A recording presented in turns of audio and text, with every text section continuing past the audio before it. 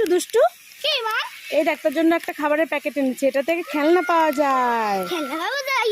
খেলনা পাওয়া যায়। হ্যাঁ, খুলে দেখ খুলে দেখ, কি খেলনা পেলি? ঠিক আছে। খুলেছিস? হ্যাঁ। খেলনা পেলি? খেলনা পেয়েছি। কি খেলনা পেলি? এটা। ওই দেখো, দুষ্টু ভালো খেলনা পেয়েছে। ভালো হয়েছে?